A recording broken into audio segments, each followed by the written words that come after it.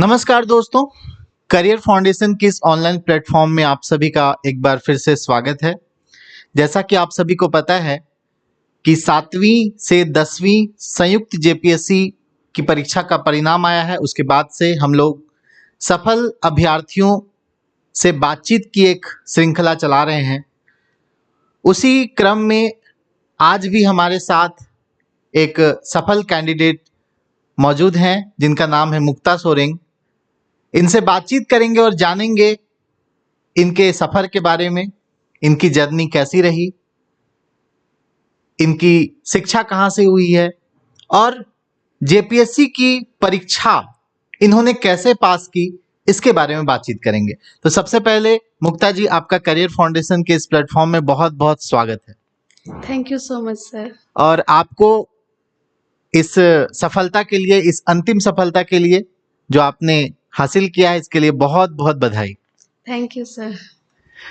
सबसे पहले तो आप अपने बारे में थोड़ा बताइए, जो व्यूअर्स देख रहे हैं उसको बताइए कि आप कहाँ की रहने वाली हैं और आप की शिक्षा कहाँ से हुई है, प्रारंभिक शिक्षा, मैट्रिक कहाँ से पास किए हैं, इसके बारे में थोड़ा जानकारी दीजिए। मेरा नाम मुक्ता सोरेंग है। मैं सिमडेगा जिले की रहने वाली हूँ। मेरी 10वीं और 12वीं की पढ़ाई पंजाब से हुई है। उसके बाद मैंने 2018 में बीआईटी सिंदरी धनबाद से प्रोडक्शन इंजीनियरिंग में बीटेक किया है और फिर उसके बाद लगातार मैं एक जॉब के लिए प्रयासरत थी। 10वीं से पहले जी। के बारे में बताइए। 10वीं से पहले 7 तक मैं यहाँ सरकारी स्कूल में ही पढ़ती थी। इनफैक्ट मेरा 10th और 12th भी सरकारी स्कूल से ही हुआ है। अच्छा। और ग्रामीण परिवेश में ही पली बड़ी हूँ, लेकिन एक मोटिवेशन था कि कुछ करना है, तो फिर वो मैं करते गई। तो आप सिमडेगा से बिलोंग करते हैं। सिमडेगा में कौन सा गांव आपने बताया? सिमडेगा में मेरा कोनेकेरा गांव है। अच्छा, जी, कोलेबिरा जो प्रखंड में। कोलेबिरा प्रखंड में पड़ता है। जी सर। तो इन्होंने अपने बारे में जो एक बेसिक इंफॉर्मेशन है वो इन्होंने दिया। इसके बाद हम लोग यह जानने की कोशिश करेंगे कि जैसे आपने बीटेक किया है, तो बीटेक करने के बाद आपने ये कब सोचा कि मुझे सिविल सेवा की परीक्षा देनी है या इसकी तैयारी करनी है? बीटेक करने के बाद एक था कि मुझे नॉन टेक बैकग्राउंड में आना है, तो फिर उसी वक्त से मैंने मेरे मन में था कि कभी ना कभी मैं सिविल सर्विसेज की तैयारी जरूर करूंगी। अच्छा। तो उसके लिए मैंने फिर थॉरोली सारे सब्जेक्ट्स को पढ़ना चालू किया। बेसिकली फोकस तो था कि एसएससी रेलवे के पहले जॉब करना है, क्योंकि फाइनेंशियल बैकग्राउंड उतना अच्छा नहीं था। लेकिन फिर उसके बाद जेपीएससी जब मेरे का फॉर्म आया, तो उस टाइम फिर मैंने सोचा कि क्यों ना जेपीएससी में ट्राई किया जाए। तो फिर मैंने पीटी का एग्ज़ाम दिया। पीटी में जब मेरे 270 प्लस मार्क्स बनने लगे, तो फिर एक कॉन्फिडेंट आया कि जेपीएससी जैसे लोग समझते हैं कि जेपीएससी के लिए बहुत ज़्यादा प्रिपरेशन की ज़रूरत होती है, लेकिन मैं मानती हूँ कि अगर विल पावर मजबूत हो, तो फर्स्ट अटेम्प्ट में भी स्ट्रैटेजिक वे में तैयारी करते हुए सिविल सर्विसेज को क्रैक किया जा सकता है। ये आपका पहला अटेम्प्ट था? Yes sir.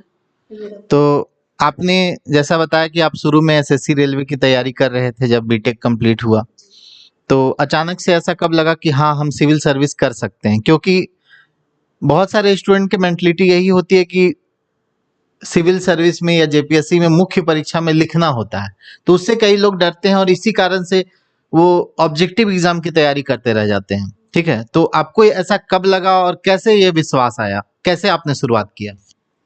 सर जब मैंने प्रीलिम्स का एग्ज़ाम दिया, तो फिर आंसर जब मैं मैच कर रही थी, तो 270 प्लस जैसा मैंने कहा कि मार्क्स जब बनने लगे, तो मुझे लगा कि एक वो अल्टीमेटम आ गया है और मैं पढ़ चुकी हूँ, कॉन्सेप्ट क्लियर है। अगर पीटी में पास कर रही हूँ, इसका मतलब है कि मेंस भी हो जाएगा। तो फिर उसी टाइम से बिना कुछ सोचे मैंने फिर मेंस के लिए एक सिलेबस देखा। फिर मैंने देखा कि किस तरह से तैयारी की जा सकती है और छोटे-छोटे बारीकियों को समझने का प्रयास किया। कुछ कोचिंग के गाइडेंस भी लिए, क्योंकि टाइम कम था उस टाइम पे। और फिर उसके बाद पढ़ते-पढ़ते मतलब सारे सब्जेक्ट को कंप्लीट करते-करते एक अंदर से मतलब कह सकते हैं कि मोटिवेशन भी था कि नहीं हो जाएगा, क्योंकि जब आप मेहनत करते हो तो उस टाइम होता है कि अब हो जाना चाहिए, क्योंकि इसके बाद और इससे ज़्यादा और पढ़ाई नहीं हो पाएगी। देखिए जो व्यूवर्स देख रहे हैं कहीं ना कहीं उनके मन में भी होगा कि अब मैं भी 11 जेपीएससी के लिए लगूंगा, उसके लिए तैयारी करूंगा। तो आप ये बताइए कि प्रारंभिक परीक्षा के लिए क्या अप्रोच होना चाहिए, कैसे किया जाए, क्योंकि बहुत सारे ऐसे स्टूडेंट हैं जो शहरों में जाके तैयारी नहीं कर सकते हैं, सबका बैकग्राउंड एक जैसा नहीं है। तो शुरुआत कैसे किया जाए, क्योंकि आपने बताया कि प्रीलिम्स में अच्छे नंबर आ रहे थे, आप मेंस की तैयारी में पूरी तरह से लग गए, मगर प्रीलिम्स की तैयारी कैसे स्टार्टिंग में किया जाए? क्या प्रीलिम्स और मेंस दोनों को साथ में किया जाना जरूरी है? इसके बारे में थोड़ा शुरू से एक एक करके बताइए। सर सबसे पहले तो सिलेबस किसी भी एग्जाम को क्रैक करने का सबसे सही तरीका है कि उसके सिलेबस को समझना, एक एक बारीकियों को देखना कि कहाँ से क्या चीज़ पढ़ना है और उसके अकॉर्डिंग स्टडी मटेरियल जुगाड़ करना। अगर अभी तो डिजिटलाइज जमाना है, तो अभी यूट्यूब चैनल पे, इनफैक्ट फ्री यूट्यूब चैनल पे, जैसे कि करियर फाउंडेशन हो गया और भी बहुत सारे चैनल्स हैं, तो वहाँ पे जाके कंटेंट को सर्च करके मतलब धीरे धीरे कोशिश करते हुए ये पढ़ते जाना चाहिए, जिससे कि कॉन्सेप्ट क्लियर हो। और उस जब सिलेबस को एक बार कंप्लीट हो गया, थ्योरी पार्ट हो गया, तो फिर हमें एमसीक्यू किस तरह से क्वेश्चन पूछे जा सकते हैं, ऑब्जेक्टिव क्वेश्चन लगाना चाहिए। और प्रैक्टिस बहुत ज़्यादा करनी होती है, जितना ज़्यादा आप प्रैक्टिस करेंगे उतना ज़्यादा कॉन्फिडेंस आएगा। और साथ ही साथ टेस्ट सीरीज लगाना, क्योंकि जब तक हम टेस्ट सीरीज नहीं लगाते हैं हमें पता नहीं चलता कि हम प्रोग्रेस कितना कर पा रहे हैं। तो वो चीज़ें काफ़ी काम आती है। मतलब प्रारंभिक परीक्षा के लिए। मुख्य परीक्षा के लिए कैसा अप्रोच होगा? मतलब एक तो शुरुआत में पहले तो सिलेबस देखना है, सिलेबस को एनालिसिस करना है, उसके बाद प्रीवियस ईयर के क्वेश्चन कितने हेल्प करते हैं, ये बताइए थोड़ा। सर मुझे इस एग्जाम्स के बाद पता चला कि प्रीवियस के क्वेश्चन बहुत हेल्प करते हैं। इस बार काफ़ी लोगों ने देखा होगा, मैंने भी नोटिस किया कि अप्रॉक्स 50% क्वेश्चन खास करके लैंग्वेज पेपर में वो प्रीवियस ईयर से थे, और बाकी के चीज़ें भी प्रीवियस ईयर से थी। हाँ, एग्जैक्ट वही क्वेश्चन नहीं होते हैं, बट उसके आसपास के क्वेश्चन होते हैं। तो सबसे पहले मैं स्टूडेंट को कहना चाहूँगी कि प्रीवियस के सारे पेपर देखिए, उसको सॉल्व करने की कोशिश कीजिए। और जैसे मेंस का मैंने किया था कि जो भी कोचिंग्स वगैरह में पढ़ाए जाते थे उसको घर पर आके डिफरेंट डिफरेंट सोर्सेज से 3-4 घंटे उस पर फिर से मेहनत करना, और चार्ट, डायग्राम्स, फ्लो चार्ट और मैप, ये सबको कहाँ पुट किया जाए, कहाँ पुट करना चाहिए, ये सब चीज़ों को एनालाइज करना, देखना और टाइम देना। सबसे बेहतरीन चीज़ है कि आपको टाइम देना पड़ेगा किसी भी क्वेश्चन पे, तो वो चीज़ें फिर धीरे धीरे खुद ब खुद आसान होती जाती हैं। चलिए, तो आपने मेंस का भी अप्रोच बताया। अच्छा, ये करंट अफेयर के बारे में बहुत सारे लोगों को डाउट होता है कि करंट अफेयर कब से पढ़ना शुरू करें, करंट अफेयर क्या रेगुलर पढ़ें या एक बार पढ़ें? तो करंट अफेयर की तैयारी किस तरह से की जानी चाहिए? सर करंट अफेयर मैं तो रेगुलर पढ़ती हूँ, और मैं स्टूडेंट को भी कहूँगी कि आप इकट्ठा मत कीजिए करंट अफेयर को, क्योंकि वो फिर बाद में बर्डन हो जाएगा। डेली करंट अफेयर पढ़िए, जो भी न्यूज़पेपर आप पढ़ते हैं भले वो हिंदी ही क्यों ना हो, द हिंदू पढ़ने की ज़रूरत नहीं है, खास करके जेपीएससी के लिए। आप कोई भी एक ऑथेंटिक और अच्छे न्यूज़पेपर पढ़ सकते हैं, लेकिन डेली पढ़ना ज़रूरी है, क्योंकि करंट अफेयर ऐसा चीज़ है, आप डेली पढ़ेंगे तो कोई ना कोई टॉपिक से आप उस चीज़ को रिलेट कर सकते हैं। तो करंट अफेयर डेली पढ़ने का हैबिट बनाइए, जैसा मैंने भी किया था कि मैं डेली करंट अफेयर पढ़ती थी। भले न्यूज़पेपर से पढ़िए या फिर आजकल यूट्यूब चैनल्स इतने सारे हैं, वहाँ भी अच्छे से करंट अफेयर करवाए जाते हैं यूपीएससी लेवल के, तो उनको जरूर फॉलो कीजिए। ये बहुत हेल्प करता है आंसर राइटिंग में, क्योंकि एक आंसर राइटिंग में अगर आप करंट नहीं डालते हैं तो फिर वो मार्क फेचिंग नहीं होगा। अधिक मार्क्स मतलब लाना है तो वहाँ पर करंट की घटनाओं को अगर रिलेट किया जाए आंसर में तो वो आंसर ज़्यादा निखार लाता है, बहुत अच्छा मार्क्स देता है। इंटरव्यू के बारे में थोड़ा बताइए कि आपका इंटरव्यू किस प्रकार का रहा और कैसे सवाल पूछे जाते हैं इंटरव्यू में, उसके लिए कैसे प्रिपरेशन किया जाए, अपने माइंड को कैसे कूल रखा जाए, क्योंकि बहुत लोगों को डर होता है और वो डर में जाते हैं इंटरव्यू हॉल में और वो जाकर के परेशान हो जाते हैं, ठीक है, तो उनके लिए क्या कहना चाहिए? सर मेरा इंटरव्यू 12 तारीख को था। जमाल सर का बोर्ड में मेरा इंटरव्यू अच्छा। पड़ा था और मैंने इंटरव्यू का भी प्रिपरेशन किया है, क्योंकि इंटरव्यू की प्रिपरेशन इसलिए की जाती है ताकि एक कॉन्फिडेंस आए। और जो हेजिटेशन है, क्योंकि वहाँ बोर्ड मेंबर के सामने बोलना होता है, तो कई बच्चे हेजिटेट करते हैं और वो बोल नहीं पाते हैं। तो इंटरव्यू की तैयारी और मॉक देना भी बहुत ज़रूरी होता है। तो मैंने भी मॉक दिया, 2-3 मॉक दिए डिफरेंट डिफरेंट इंस्टीट्यूट में जाके, जहाँ पे फ्री मॉक करवाए जाते हैं। तो इंटरव्यू में मेरा 12 तारीख को था। मुझसे कुछ कुछ क्वेश्चन पूछे गए, क्योंकि मेरा प्रोडक्शन ब्रांच है, तो मुझसे पूछा गया कि आप प्रोडक्शन ब्रांच का यूज़ कैसे कीजिएगा सिविल सर्विसेज में। फिर उसके बाद मेरे से विमेन रिलेटेड क्वेश्चंस, स्कीम, ये सब काफ़ी पूछे गए, फेमिनिज्म, मनरेगा, ये सब स्कीम पूछे गए। तो वहाँ पे पर्सनालिटी की टेस्ट होती है। मैंने 4 क्वेश्चन का जवाब नो में दिया और मैं थोड़ी उस टाइम मुझे लगा कि शायद मुझे इंटरव्यू में अच्छे मार्क्स नहीं मिलेंगे। लेकिन एक चीज़ मैंने एनालाइज किया कि वो ओवरऑल परफॉर्मेंस देखते हैं इंटरव्यू में, क्योंकि हमारे जो ज्ञान का परीक्षण है वो पीटी और मेंस में पहले ही हो चुके होते हैं। तो ओवरऑल परफॉर्मेंस आपका कैसा जाता है ये इंटरव्यू में देखा जाता है। तो उस तरह से हमें ओवरऑल अपनी पर्सनालिटी डेवलपमेंट पे जोर देना चाहिए। इस परीक्षा में 3 चरण हैं, प्रारंभिक, मेंस और इंटरव्यू। हालांकि सभी चरण बहुत महत्वपूर्ण हैं। प्रारंभिक परीक्षा का अलग इम्पोर्टेंस है, मेंस परीक्षा का अलग इम्पोर्टेंस है और इंटरव्यू का अलग इम्पोर्टेंस है। तीनों को तो पार करना जरूरी ही है, मगर इसमें जो सबसे ज्यादा एफर्ट लगाना होता है वो कौन से चरण में लगाना होता है? किस चरण के लिए सबसे ज्यादा मेहनत और सबसे ज्यादा तैयारी की जरूरत पड़ती है? सर मुझे जहाँ तक लगता है कि प्रीलिम्स में ज़्यादा एफर्ट लगाने की ज़रूरत पड़ती है, क्योंकि वो हमारा इनिशियल स्टेज होता है। उस टाइम पे मैच्योरिटी रहती है, लेकिन बहुत सारे डायमेंशंस उस समय टच नहीं हुए रहते हैं। तो उस टाइम जो गाइडेंस है, इनिशियल गाइडेंस, वो बहुत ज़रूरी होता है, क्योंकि कैंडिडेट भी ज़्यादा होते हैं, 2-3 लाख में फाइट करना होता है। तो प्रीलिम्स सबसे ज़्यादा इम्पोर्टेंट है। और जब प्रीलिम्स क्रैक हो जाता है तो एक ओवरऑल कॉन्फिडेंस आ जाता है कि हाँ, मैंने प्रीलिम्स कर लिया है, अब मेंस करना है। और मेंस के जेपीएससी का क्या है कि मेंस का जो सिलेबस है वो डेफिनेट है, आपको उतना ही पढ़ना है। लेकिन प्रीलिम्स का सिलेबस थोड़ा वास्ट होता है, जिसमें करंट अफेयर और भी बहुत सारी चीज़ें होती हैं।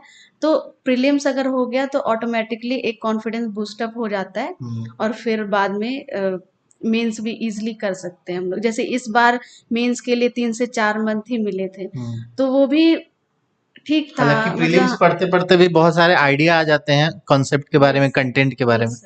तो मैं स्टूडेंट को कहना चाहूंगी कि आप प्रीलिम्स और मेंस अलग अलग मत कीजिए, एक साथ थॉरोली पढ़िए, ताकि जब हम मेंस करें तो एक आइडिया रहे कि हाँ, ये सब चीज़ें मेंस में भी आएंगी और मुझे वहाँ भी पढ़ना है। तो एक ही बार क्यों ना अच्छे से पढ़ा जाए। आपको कौन सा सर्विस मिला है?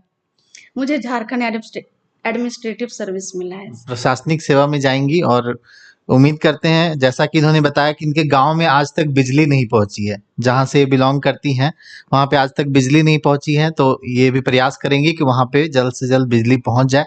आज भी झारखंड में ऐसे कई गांव होंगे जहां पर बहुत सारी समस्याएं हैं, तो एक एक करके हम लोग प्रयास करके ठीक कर सकते हैं।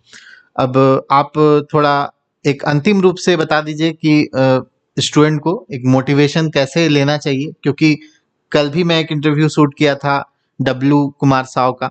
उनका लाइफ के बारे में जब देखा तो लगा कि सब कुछ किया जा सकता है, जब ये इतने स्ट्रगल के बाद कर सकते हैं तो हर कोई कर सकता है। तो कैसे थॉट प्रोसेस क्या होना चाहिए, अपने आप को कैसे, अपने आप पे कैसे विश्वास रखना है, इसके बारे में थोड़ा बताइए, और आत्मविश्वास कितना जरूरी है? सबसे पहले मैं सारे जो भी स्टूडेंट अभी 11th जेपीएससी या फिर जेएसएससी का प्रिपरेशन करेंगे, उनके लिए मैं कहना चाहूँगी कि खुद पे भरोसा रखिए और ऐसे फ्रेंड्स सर्कल बनाइए जो आपको मोटिवेट करें, जो आपको आगे बढ़ने के लिए उत्साहित करें, और नेगेटिविटी से दूर रहें, क्योंकि झारखंड का ऐसा देखा गया है कि यहाँ पे नेगेटिविटी बहुत ज़्यादा है। डिमोरलाइज़्ड करने वाले लोग आपको क काफ़ी संख्या में मिल जाएँगे, लेकिन बहुत कम लोग होंगे जो आपको मोटिवेट करेंगे। तो उन लोगों से कॉन्टैक्ट रखिए और खुद पे विश्वास रखिए, क्योंकि कहा जाता है कि जो भगवान भी उनकी मदद करता है जो अपनी मदद खुद करते हैं। तो खुद पे विश्वास रखिए और बहुत मेहनत कीजिए, खूब मेहनत कीजिए, इतना मेहनत कीजिए कि आपको खुद में भी लगने लगे कि हाँ, अब तो मतलब मंजिल दूर नहीं, अब मंजिल ज़रूर मिलेगी। तो बस मेहनत करते जाइए, आपको सफलता ज़रूर मिलेगी। कुछ बुक्स के बारे में भी बता दीजिए कि बहुत सारे लोग सेल्फ स्टडी करते हैं, ऑनलाइन माध्यम से पढ़ते हैं, तो बुक्स क्या फॉलो किया जा सकता है जिससे कि शुरू से प्रिपरेशन हो जाए अच्छे से? सर जैसे कि मैंने ज्योग्राफी के लिए मैंने महेश बर्नवाल की बुक को फॉलो किया था, इंडियन ज्योग्राफी के लिए।